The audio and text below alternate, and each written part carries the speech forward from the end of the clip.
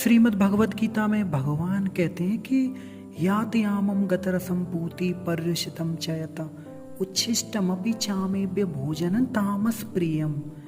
भगवान कहते हैं कि किसी भी व्यक्ति का झूठा खाना वैसे तो तमोगुणी होता है, जो कि क्या होता है हमारे अंदर आलस्य, क्रोध, ईर्ष्या, निद्रा इनको बढ़ाता है।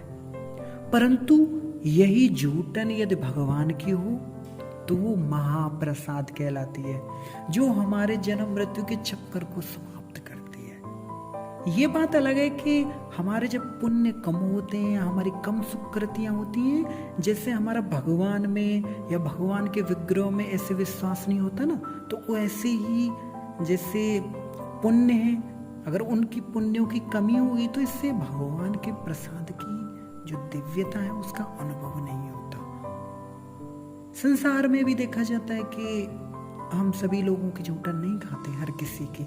हम केवल उन्हीं की झूठन खाते हैं जिनसे हमें प्रेम होता है, जिनसे हमें प्यार बढ़ाना होता है। तो भगवान के भक्त जो है, भगवत भक्त अपना प्यार भगवान से असीम मात्रा में बढ़ाना चाहते हैं, इसीलिए वो अपनी सारी दिनचर्या जो भी करते हैं, जो भी खाते हैं, वह भगवान को भोग लगा के उनका प्रसाद ही खाते हैं। भगवान का प्रसाद जिस तरह हमारे अंदर भगवान के प्रति प्यार बढ़ाता है, उसी प्रकार जो भगवान के जो प्रेमी भक्त हैं, ये तो उनकी झूठन भी खाएं तो उससे भी साधक को जो है हरि भजन करने में बहुत ताकत मिलती है।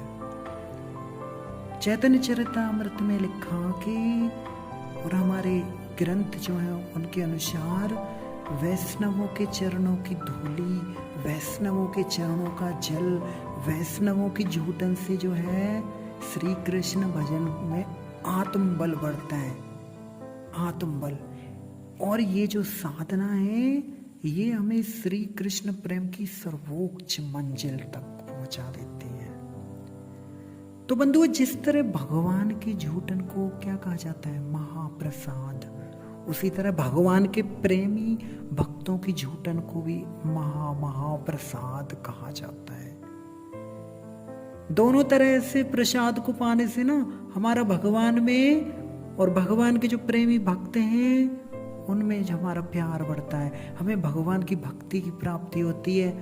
यही नहीं, भगवान की भक्ति के प्रभाव से हमें जो है इस जिंदगी के बाद भगवान के उस धाम में भगवान की सेवा प्राप्त होती है, जहां से जो जीव है वो दोबारा इस जन्म मृत्यु के चक्कर में नहीं आना पड़ता। बंधुओं, दूसरी ओर श्रीमद् भगवत गीता में श्री कृष्ण कहते हैं कि आ ब्रह्मा भुवन लोका पुनरावर्तिनो अर्जुन मामुपेतो तु कौन्तेय पुनर्जन्म न विद्यते।